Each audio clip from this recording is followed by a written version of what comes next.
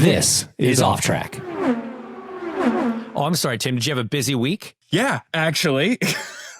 Why don't you explain to the listeners, Tim, why your week was so hard? Oh, because I had to work for a day. I pulled an all-dayer. I didn't even take a nap yesterday. Yeah, dude, that's one of the more relatable things you've said on this show. Do you think it was hard because your brain's compressed from that stupid hat? Yeah. Why are you still wearing that thing? Like, why are you still wearing that? I thought that was just a I was gag. I was having another bad hair day. I didn't think you had bad hair days. That always looks the same. Tim, you haven't taken it off for like a week. I showered this morning. Take your hat off right now. That's how you look going to like a wedding. There's no difference. To say you have a bad hair day. I'm getting a lot of comments about my hair lately, and I'm getting sensitive about it. Well, I was busy today. Who's making comments about your hair? People online? Yeah. Or do we listen to them now? Is that what we're doing? And her as well. And mainly her. Yeah. Okay. Here I was thinking you were falling into the trap of listening to haters online, but it's really just your girlfriend's generally find this pretty funny. That's what I thought. No, she likes the longer hair. She just prefers that I, do more than just wake up with it. Yeah. It's very LA director producer of you. Yes. To wear you look like you should be in a movie. You are always wearing a hat. James, you're wearing a hat right now. That corrects my head. This is a big hat. No, that's a very LA producer director of you. It's a big hat, but you have an enormous head. And this hat has some structure. That's one of those completely unstructured hats, and that's very popular in the size film of world. hat that I need to shop for. The options are limited. Nobody's criticizing your hat selection. We're just saying it feels like you're criticizing my hat. So Alex is he's being very open about criticizing my hat selection. No. It's just comments observing that is also a style of hat that is common on. Let me go ahead and ask. Hey, Alex, were you just observing? Alex? Nope. Alex? I sure wasn't. No, I'm observing to criticize. So you're both right. I support his statement in its observational capacity. I do not support it in its critical capacity. Do. Okay? Yeah, you do. No, I mean, it looks terrible. That's not what I'm saying. I'm going to need you both to examine your hairlines before you criticize anything going on up here. All right, Alex, I'm looking pretty good. Yeah. You mean that? I've actually found out I have a pretty weird hairline too. It's hidden because I have really long angular hair. You got a very angular hairline. It's weird. It has the ridges. I don't like it. Oh, it's all right. That's why Zooey Deschanel it with the bangs. That's not all I have in common with Zooey Deschanel. Most of my life is modeled after her. Let's stop there. I feel like that's not great for any of us to learn girl? about. Stop. It's Tim. To be fair, that show is ridiculously funny, and that entire cast is excellent. It's a great show. Yeah. So Tim had to work really hard this week, and I'm glad that you did because it worked out well for everybody. Yeah, that was a new one for us. Actually, breaking news. I mean, we didn't really break it, considering it was announced several hours before our stuff came out. Well, part of it was interview. Right? The Colton stuff broke an hour before our episode released. The Will stuff broke right as our episode released. Look, it was the first interview I saw with either guy. So I feel like we get some credit there. Yeah. And after the second only interview with Mark Miles post the Fox announcement of buying into IndyCar, that's two kind of scoopy things that we've done. We're getting pretty scoopy on Off Track. But can I talk about what made me really realize the difference between us and actual journalists? So James, you and I talked about this over the weekend in Nashville, and we were like, okay, we're going to do this, and here's the timeline. Here's what stuff's going to come out. I don't text Alex on race weekends, so he was filled in after. Unless it's, can I go drink on your bus? No, I text Kelly for that now. Fair. Anyway, right after you tell me this, everybody stresses exactly how secret all of this has to be, how nobody can know that we're going to be doing this or any of the news that's coming out. And probably within 30 seconds of that, I got a text from Nathan Brown saying, like, can't wait to listen to Off Track this week. Here it's going to be important. And it was just like, oh, so that's how like a real journalist gets information that quickly. Like, I would never be able to do that. Like, any illusion that I had that I was Woodward and Bernstein went away when it was like, oh, no, James just told me what I was doing for work that week. Oh, instead of like you having to go out and find a story, you mean? Yeah. Got it. Yeah, no, we're not real journalists. I want that to be very clear. But we have some semblance of like a real news outlet now because we've had two kind of stories, which is pretty neat, guys. Okay, so yeah, I mean, do we want to talk about like, because we did the interviews, but you and I haven't got to like discuss the topic of the week. Yeah. So should we talk about Colton stepping away from IndyCar to be the Cadillac development and test driver, and Will Power stepping, likely meaning he's going to do F2, unconfirmed, but kind of. And then Will Power stepping into the Andretti machine. So, I mean, let's start at Colton. Holy man. Like I know we said it on the show, like we said it to him, but like the balls that it takes to make that move, it's hard to overstate what a ballsy move that is. You're right. But at the same time, I think when you're faced with that decision and the ballsy move is the only opportunity you have to potentially fulfill a dream that you've had since you were a kid, it's also a no-brainer, right? Like I feel like the majority of people in his shoes would do that. Not saying that it's an easy decision, but I completely understand why he's doing it, and I don't second guess it whatsoever. Like, so it makes sense to me, regardless of the inherent risk that goes along with it. It makes Does it not sense to you? On paper from 30,000 feet. But when you are leaving the IndyCar race that you just won and you're on your chartered jet back to your mansion in Las Vegas and you're going to golf, 2 days that week, and you're like, oh, I've got to pretty much give up all of that to maybe make this dream come true. I'm not saying that you wouldn't do it, but it's like, it's so easy for us to sit here and be like, yeah, it makes sense. But like, dude, people get comfortable. But you're not giving it up forever. But you don't know that. There's no guarantees in this business, man. There's no guarantees in this business. Like Will Power could be winning championships till he's 50. Or like, well, I was going to say, it's not like anybody good is taking his seat. He doesn't need to worry about. Let's stop that conversation for a second, because I think this is a very different situation to let's use the Sebastian Bourdais example. Okay. I'm glad you said that. Dominates in Champ Car, wins 4 titles. Is it Newman Haas is in the best equipment and the best situation that he can have there.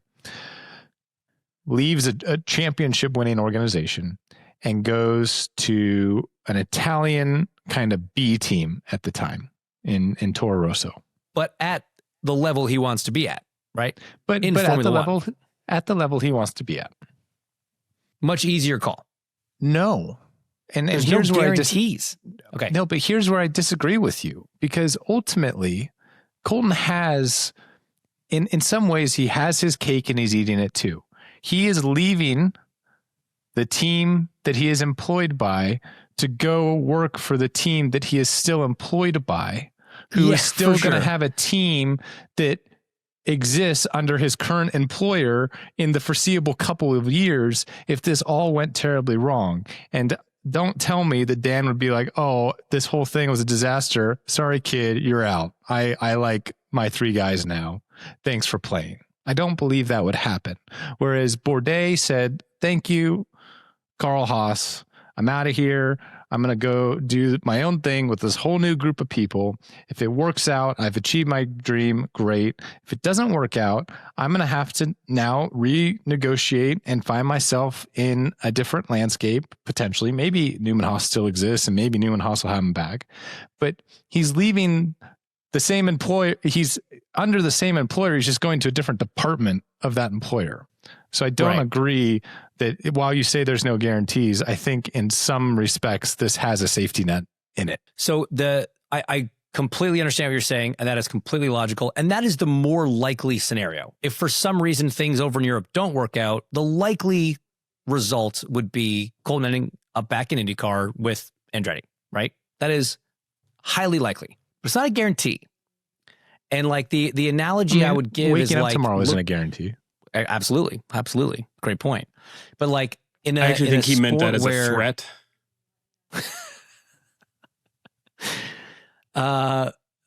The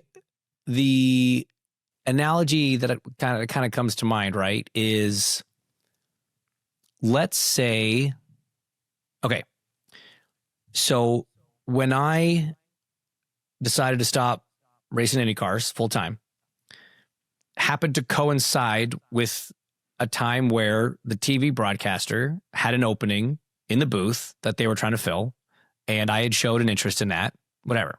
Okay. Tim, it is infuriating that you're a part of this show sometimes. For viewers at home, he just left and came back wearing a cowboy hat for an inexplicable reason. I'm sorry, I guess because we were just criticizing another hat. See, it's just all your choice of hats, though the only hats that we dislike. Anyway, had I decided, oh, you know what, I'm gonna do one more year. Jesus Christ. What? This is not good enough for you. Why do you even know? That's the best one. That's the best one you've got. Why do you even have that? It's Hazel's. That explains why it doesn't quite fit. It's weird that it fits your. Well, I disagree. It sure doesn't. No, it's that's very his real much hair not hanging out the side. Oh, yeah, got it. Yeah. yeah. Okay, James. A time where it coincided. No, I'm gonna let him change 2 or 3 more hats before I continue. There's one more, but it's upstairs, so I'm probably gonna. Unrelated. I'll be right back. Yeah, that's what I thought. So if I had decided to, like, you know what, I'm going to do one more year, but these guys have said they want me in the booth, but just one more year and they'll fill it with somebody, and then I'll stop at the end of the next year and then I'll go in the booth. And whoever they put in for that year ends up being like really good at the job. They all of a sudden like, I don't know, man, like you passed up an opportunity and he's here now and he's pretty good. So, but James, tough. Sure. Fortunately for Colton, Andretti Global, which has lots of booths. No, is owned by his current employer, has plenty of booths. Yeah. So just because his booth number is gone, it doesn't mean that there's not booth 27 and booth 28 that exist. Yes. So, yes. Okay. That's fair. Again, I agree with you. I do think it's solid an point. awesome move. Yeah. Good point. But yes, it is. You just have to accept that there are no guarantees. Where I think the risk comes into play, and where I agree with the balls that it takes, is we all know in this sport, you're as good as your last race. I mean, and that's just the fact of the matter. So his stock value from a global perspective could potentially drop if the formula, right. Let's say he's racing an F2 again, that hasn't been confirmed, but we're just assuming that could be, for me, that's the bigger risk. I fully think that if he finished 20th in F2 next year, which he's not going to do, he would still come back to IndyCar and race IndyCars and go win races and everything. That would hurt his stock value. That would hurt IndyCar stock value.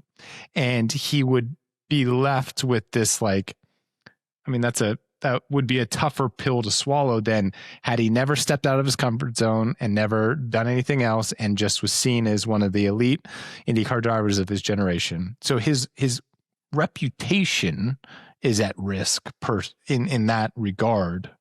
I don't think his career as a race car driver is in jeopardy by doing this decision. I think it's great. I think it's great. And I think you brought up another really good point that we did not ask him about and did not make sure we pointed out to add just a fairly significant amount of pressure to the whole situation. IndyCar's reputation is on the line here. Every driver that's on the current grid who has lost races to Colton Herta is like, bro,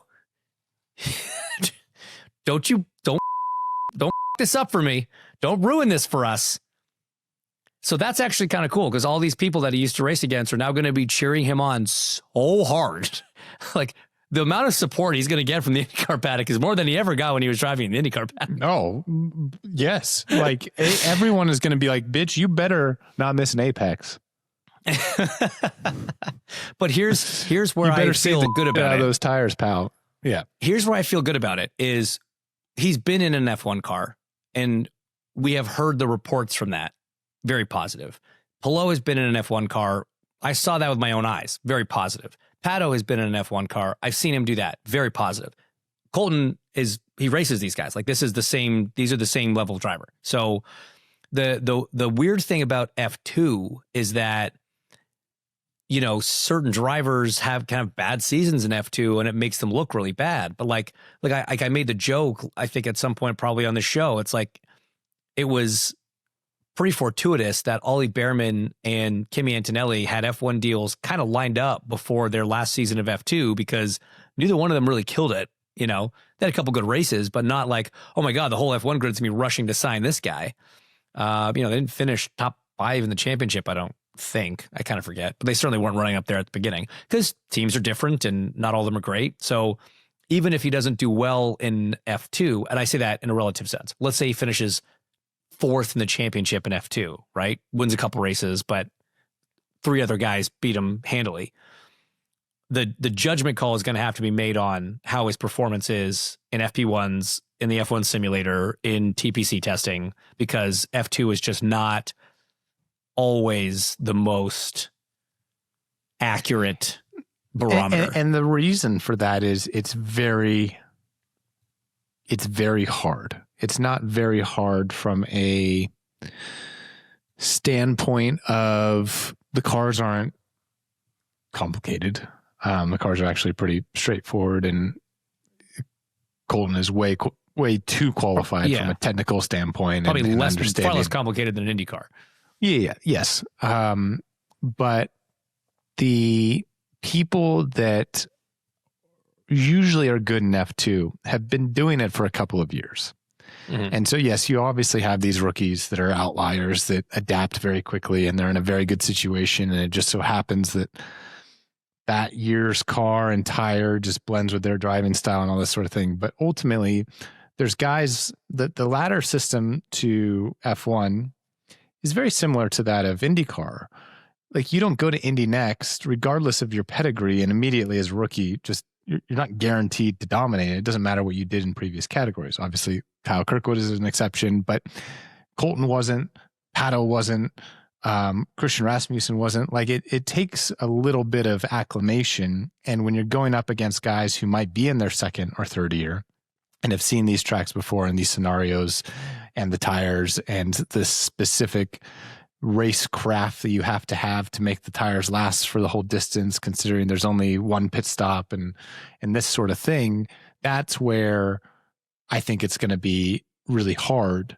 But ultimately, as we said on Tuesday, you're putting one of the best guys in who is up to the task, because he's not someone who is stuck in his ways. Like he's very adaptable. You know, I was concerned for him when I first knew that he was going from the BMW GTLM car to the Acura GTP car, which is a very, very difficult car to drive from a technique standpoint and a complete departure from an Indy car. I would say the GTP Acura is pretty close to how you would drive an F2 car or even an F1 car. And he immediately was like, bam, Ricky Taylor, who was his teammate, was like instantly on the pace. He actually finished the race for the team. I think it was in one of the endurance races. I don't want to quote which one. And if you're finishing the race, it means you're the quickest driver throughout that entire kind of day/weekend. So I think he is the best guy in IndyCar, aside from maybe Alex Palou, suited to adapt to this sort of thing and change his driving style on the fly like he's going to have to. So it's going to be, I'm just, as much as I'm excited for 2026 for IndyCar, I'm excited for 2026 just to watch that. Like we need to figure out how How are we going to stream that? I'm also like, I'm kind of annoyed that it got announced so early, because now we've got to like wait. Like, it would have been better to not really know until November, and then you only had to wait a couple months. Like, we got to wait a while now for him to get making some moves. If he's doing it. If he's doing it.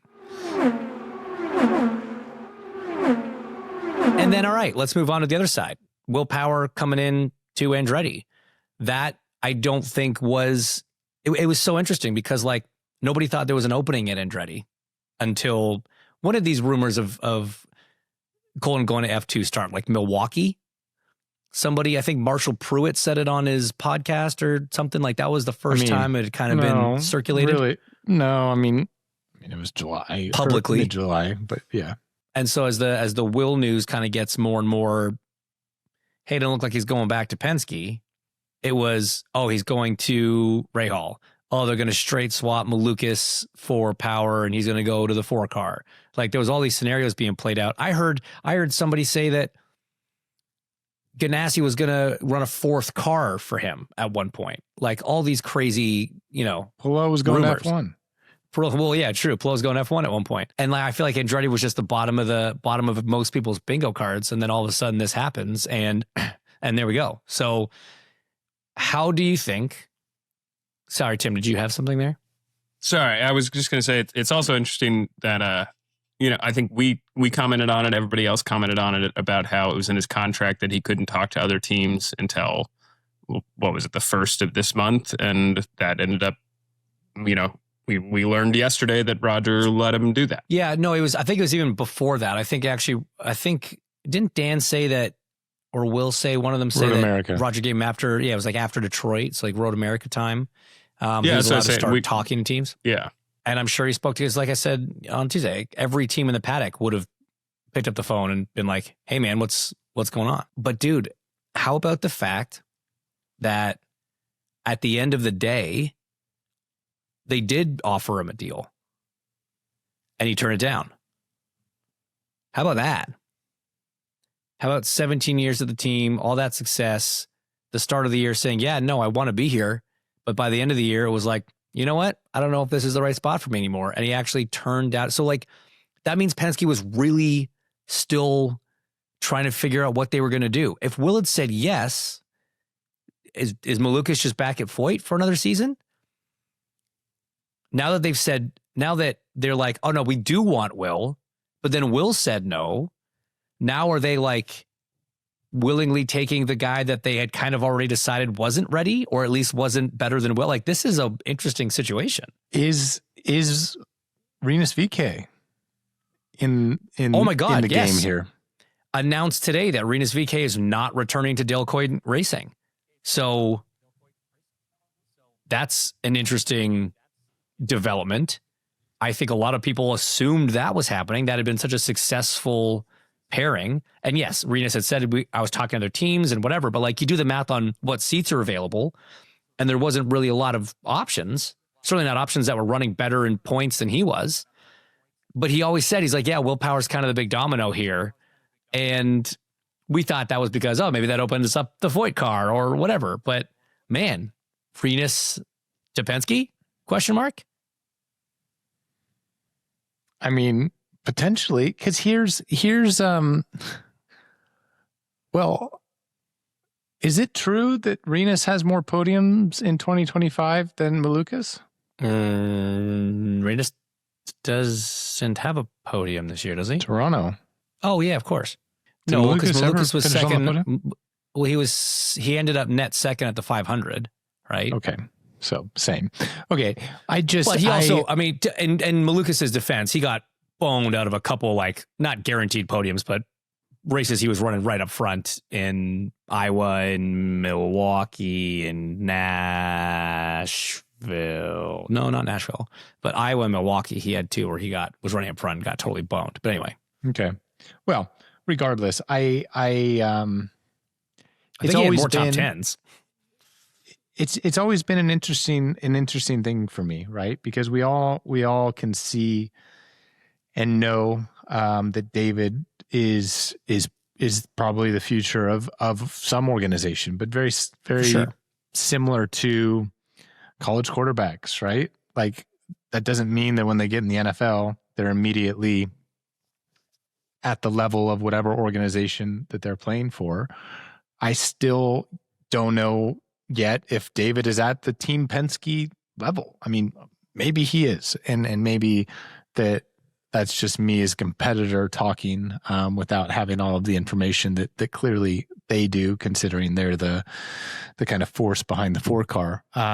But we talked about it a lot. It was always a weird move that was happening, that Will was finding himself in that position. But again, to your point, I think we touched on it after Portland, when Will made that comment saying, who says it isn't up to me? And I think that so much had happened over the summer where Will felt that he wasn't being valued and he wasn't being cherished. And after all of the time and commitment that he had put into the organization, he felt that, he, especially being the highest running Penske driver throughout the entire season, shouldn't have been put in a position to be waiting for a contract, sort of thing. And I think that really weighed heavily on him.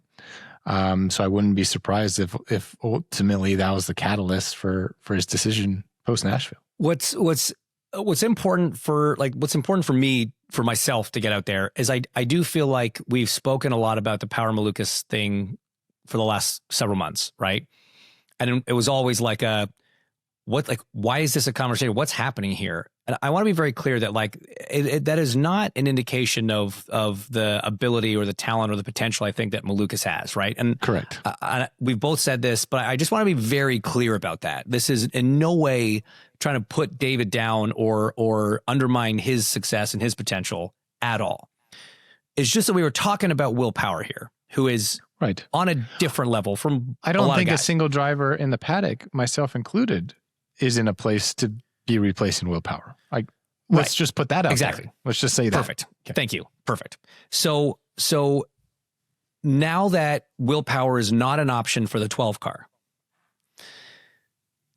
Penske have an opening, and of the available drivers, where do you rank David? Because he's going to be right at the top of that list, right? Renus is obviously now a free agent. Mm-hmm. Foster's locked up, but even if he wasn't, still probably too young and too inexperienced and not enough, not proven enough for that ride. Who else is in a contract situation? The McLaren guys are all buttoned up. Graham's not. I think it's purely between Malucas and Renus at this point, which is so Renus was on a similar trajectory as Malucas, minus the Penske supported entry. Right. Renus was tipped as kind of the next hot young shoe. We all saw that Penske put a lot of credit in what Joseph did with SFH, which became ECR. Obviously, Joseph turned out to be one of the best drivers of this generation of IndyCar. Renus was kind of doing the same path. ECR was a small team. He was winning races. He was winning poles. He almost won another race in Barber. He was very fast at Indianapolis, was consistently the best Chevy, even against Team Penske cars. And I think for a while he was kind of slated as, a tip or a one day a future Penske driver just because of his trajectory. And then, timing is everything in motorsports, right? Penske, ended up getting a pretty stout driver lineup with McLaughlin coming on and being as good as he was. Obviously, Joseph was winning championships and 500s. Will was doing what he's doing. So there wasn't really, at the time where Renus was maybe peaking, there wasn't really a spot for him. And so Renus, had to continue down a path that he was on. And now that there is a seat, and now that Renus had the year that he did in a team that, is viewed as probably the bottom of the barrel in IndyCar, why wouldn't Penske be like, hey, we were looking at this guy 4 years ago. We know what he's done. What he did this year clearly has shown that he hasn't lost any of the ability that we knew he had, right? Is he our guy? because maybe through the last couple of years at ECR, they had kind of been like, it's not going to be the right fit, or we don't think he has the potential that we thought he had or whatever. But now that's all back. So I don't know. Maybe, I don't know. That's just my guesstimations without knowing anything. What I love about the Rinus 2025 situation is it is another example of which there are dozens and dozens in IndyCar over the years that proves how important the environment that a driver is in is to their success. You would not look at Dale Quinn Racing and ECR as equal teams from a resource standpoint, right? Things at ECR did not work out for Rinus. The results weren't there. Like that's as I know he was shocked that he was let go at the end of that term. But I think that's probably more just based on conversations that he'd had. And if you just look at the outright performance of the team, I get why I'd wanted to make a change, right? It needed to happen. But then you take that guy, that same dude, a year later, put him in a team with less resource, and they make magic happen more often than not. And it just proves that, to me, in a series where everything is so close and so tight, the people that you have around you, it's so critical, man. You have to have the right engineer. You have to have the right data person. You need the right crew chief. You need the right team owner. You need the right culture, environment, and atmosphere to let you thrive as a driver. And every driver is different, right? And which environments make them reach their peak is unique. And so what I love about the Rinus DCR experiment is it shows that, Rinus found a place that he's very happy in, and he's still very capable of delivering as a racing driver.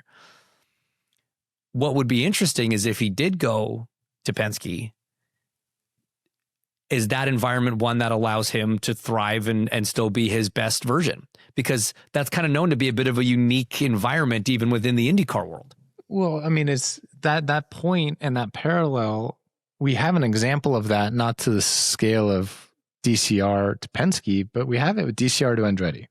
We have it with DCR to Ganassi, and a lot of people forget about Ed Jones, right? Mm-hmm. No, Ed Jones is not Rinus VeeKay. Ed Jones is not Romain Grosjean in terms of a talent level, but Ed Jones in a coin car had some, as a rookie, had some really good results and good drives and good finishes and accomplished a lot, and got put in the 10 car, and it was a disaster. Immediately let go. Okay. You do the same thing with Grosjean in the 18, was on pole at Indy GP, should have won probably 2 races, but that team in pit lane and just it can't compete quite at the level that it needed to. But from a speed perspective, probably should have won 2 races. Goes to Andretti and doesn't, yes, he probably should have won a couple of races at Andretti too. But the point is, the end result at the end of the year was substantially worse, and the environment was worse, and it didn't end up being successful. Mm-hmm. And so he ends up out of a race car after a year at Juncos, right? So it's a very interesting point, but the same point could be said for really anyone. Malucas, 100%. If we take that example, right? I mean, it's pretty cool. You look at, let's use Red Bull F1 as an example. Okay. It's just thinking the same thing. They're different cars. I understand that. But ultimately, you've got Red Bull, which is, let's call it the Penske, right? And then you have Racing Bulls, which is the AJ Foyt. So you're getting the technical support, you're getting the help, you're getting the engineering support, management support from the big team, but you're in the younger, kind of more relaxed, more fun environment. No one's really expecting anything of you. It's just go out and drive as fast as you can. And if you get a result, wow, you're a hero. And if you don't, it's like, yeah, I mean, okay, that's to be expected, right? Again, same thing in a Foyt car. It's like, you're driving for Foyt. We're not expecting you to win races, but you're qualifying on the front row, blah, blah, blah, all this stuff. Boom, you're in the 12 car now. We need race wins, challenging for 500s, competing for championships. I was having this conversation with someone yesterday. When you are in the Foyt car, And like, again, this is very kind of specifically the Malucas situation, right? And again, I hope he knows this. Like, I'm a fan. Fine. I'm a David Malucas fan. Let's right? stop using this as an example. Let's talk about the Shank guys, because it's the same thing. It's the exact same thing that Armstrong's dealing with right now. Okay, but let's look. Well, it's in reverse though. So like my point about Dave was, he switches to Foyt, and there's the Penske alliance, whatever. Fine, cool. When you're at that team, bad days are kind of glossed over, and good days are celebrated a lot. Right? People really remember those pop performances, and they kind of just, the 15th place finishes sort of dissolve into the ether because everyone's like, well, it's a Foyt car. You're focused on the win or whatever. But when you're at Penske, the baseline is so high that bad days are probably actually focused on more than your good days are celebrated, because the good days are the expectation and the bad days are the standouts that are actually going to get a lot of focus and attention. And that's just a really different environment for a driver to be in. And, Dave's done nothing to say that he can't perform under that kind of pressure. Like the way he jumped back into MSR after getting dropped by McLaren was cinema. It's beautiful. It was incredible. Still injured, still coming back. Not sure how he was going to do, and he killed it. Like that's what led to this opportunity in a lot of ways. So I'm not saying I don't think he can do it, but it is going to be a very, very different kind of situation where, your good days are kind of like the gentle pat on the back, like good job, you did your job, and the bad days are like, well, what's going on here? Like this is bad. We need to fix this, and it's an interesting situation to know you're going into if that's the move. But I think it's the exact same thing with the MSR. I don't think it's the opposite. For Armstrong, how do you mean? Well, so Armstrong is a Ganassi employee, right? Ultimately, sure, not having, well, he is. He's under contract with CGR, but ultimately is not in CGR, at CGR. And he's not Alex Palo's teammate. Okay. He is Felix Rosenquist's teammate. Oh, no. Because, no, you got to call a spade a spade. Malucas took the same exact car that Will did to 9th in the championship to 13th. So you'd say that despite all of the discrepancies between Will Power and David Malucas, or Will Power or Team Penske and AJ Foyt, like actually the end result ended up being pretty close, right? David had some bad luck. Will had some bad luck. I mean, he beat Joseph in the championship. So my point is the smaller team, subsidiary team expectation, because people are hailing the year that Felix and Marcus had, which is granted, it was the best year the MSR had from a championship standpoint. Both cars in the top 10, both cars were on the podium at different points. They were good across all tracks, yada, yada, yada. And that is true, and that is correct. But Palou and Dixon were first and third. So wait, so you can't say that Armstrong's not Palou's teammate and then compare them in the championship in that way, right? You have to accept, like, what's the definition of a teammate? In this sense, they share engineering, they share setups, they share data. For all intents and purposes, they're teammates. But that's the exact same thing as, I guess, the Malucas situation at Foyt. Yeah. Well, I'm saying if you're going to compare Malucas and Power for having the same car, that wasn't my point. No, that wasn't my point. My point was echoing what you were saying in terms of when you're on the smaller team, people are celebrating the big days, yes, right, and not really thinking about it because it's like, oh, he drives for MSR. Yeah. Well, it's like, no, not really. I mean, he drives for Ganassi. Right. So it's the same. It's the same thing. So whereas the media and ultimately this is all really, we're discussing the fans, we're discussing the media perception, everything. I can guarantee you internally, Penske is analyzing what David is doing every single session at Foyt. Yeah. So if they're going to put him in the car, they feel that he's ready. It's not like they don't have the information. It's not like they're just looking at a score box at the end of the weekend. So I guess full circle, what I'm saying is, while it's all maybe a surprise to everyone, as we discussed, that someone would be replacing Will Power, if he is given the nod, it's because they've seen and they know way more than all we do that he is more than capable of filling those shoes. So I guess that's my end point. With the slight caveat being that they offered Will a contract. So of the allegedly guys available, no, I think Penske had said that in their thing. Okay. Or yes, I don't think they said they offered him a contract. They said Will decided to go his own way and decide something else is good for the future. There's a lot of times where teams have been asked to put it that way so that it doesn't look as though the driver's getting fired. That is true. I just want to check. Yeah, I guess the counter to that would be that we heard from Will that he claims that they did offer him. Well, I was not on that part of the show, so my apologies. Oh yeah, I forgot. Yeah. Anyways, that point doesn't really matter. What does matter is people watched in Nashville. Yes, they did.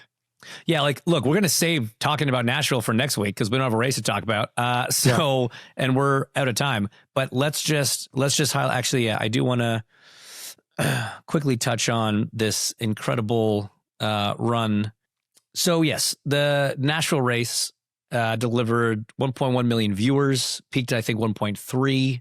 And over the course of the year, let's round of applause for Fox Sports in year one. Obviously, we know Indy 500, 7 million, averaging over the entire season, 1.362 million viewers, which is a 27% year over year increase in the most watched season in 17 years. Most audience growth for plus 27% for any sport, averaging at least 1 million viewers.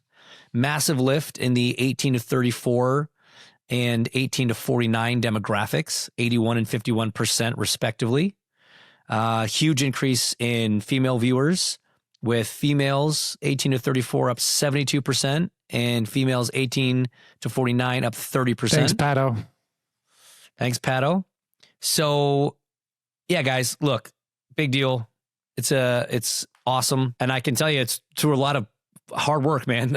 I saw it all happen in the background.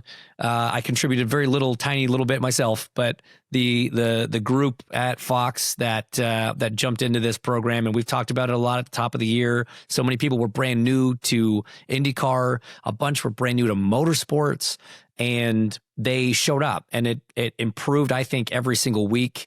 The efforts from, again, every single member of, people from IMSP, the people from Fox, everybody that touched the broadcast was a monumental one. And it was one that I watched a lot of people that, again, were brand new to the sport kind of slowly fall in love with IndyCar racing, because that's what happens.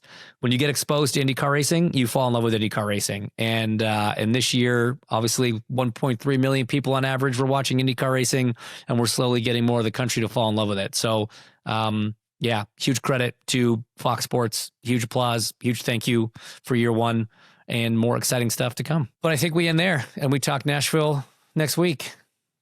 And Monza. Markham. And Markham. Oh, God. We might even have a schedule by the time we record next week. Who knows? God, Markham. There's no chance. Yeah, we got to talk about Markham. Very excited. All right. Thanks, guys. This has been Off Track with Hinch and Rossi. Off Track is part of the SiriusXM Sports Podcast Network. If you enjoyed this episode and want to hear more, please give a 5-star rating and leave a review. Subscribe today wherever you stream your podcasts. We are at Ask Off Track on Twitter and Instagram. And if you want to follow us on Twitter, we're at Hinchtown and at Alexander Rossi. If you want to follow Tim, though we have no idea why you would, he's at the Tim Durham on Twitter.